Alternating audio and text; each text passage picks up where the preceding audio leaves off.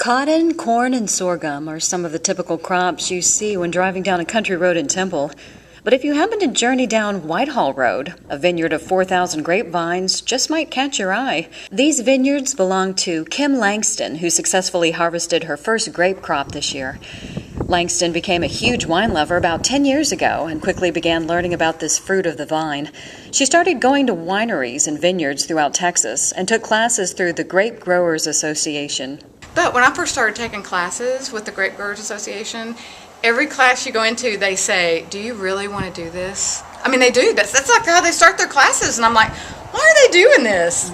And they just said, you have to have the passion. If you don't have the passion, don't do it. Langston, who did her first planting in 2009, grows 3 varieties of red grapes.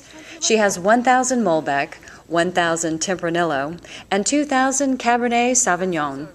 She chose these grapes because they love the Texas heat and Earth's layered limestone and soil. Grapevines like to starve a little bit. They like to stress and find their water.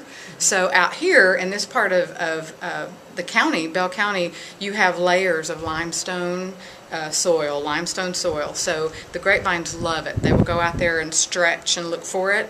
It was so dry last year that we did okay. But overall, Texas grapes struggle a little bit. But this year, we've had just enough rain. Too much rain, though, could lead to a humid, powdery mildew around the grape, causing it to lose its quality. Langston bought her vines from California. Once she chose the variety to grow, they graft a rootstock into the vine, grew it for a year to get a few good roots, and then she bought them. This procedure helped the vine handle the Texas heat. The best time for harvesting is in the 4th year. Dormant pruning is a must in the winter and spring. And if you don't do all your pruning exactly when you need to, these vines will just they just get out of control. And that's not a good thing? That's not a good thing. Because what happens is all your energy starts going into all these shoots, and you don't want them to. You want your energy to go into the grape. So the shoots are fighting with the grape for all the carbohydrates and all the nutrients. While looking out for overgrown vines, Langston also had to look out for hungry wildlife like rabbits, birds, and deer. And one year we had all the deer got in and they ate about 1,000 of my plants all the way to the ground. And I just sat on the ground and cried. I just cried for like an hour, and then we put a deer fence up, so we've been fine. But every time you go out there, you find something new. Even bees and wasps seemed to love this nectar as they buzzed around volunteers as they picked grapes. Before the grapes are picked, a machine is used to test the brick count, which is the concentration of sugar. A brick count of 25 to 26 is a good number to harvest. Wine grapes don't taste like grapes in the grocery store. When you bite a store grape, you get a little bit of sweet, but also tart, which comes from the skin. The skin of wine grapes are much sweeter. Once all the grapes are picked, Langston sells them to a winemaker in Salado. They have a big machine out back, and the very first thing you do is you put all these that we have in the crusher. And it automatically crushes them and opens up all the juice. And then you leave them in these barrels for about 24 to 48 hours. Then you will start to go into a destemmer, and it'll take all your stems out, and it'll take all your seeds out.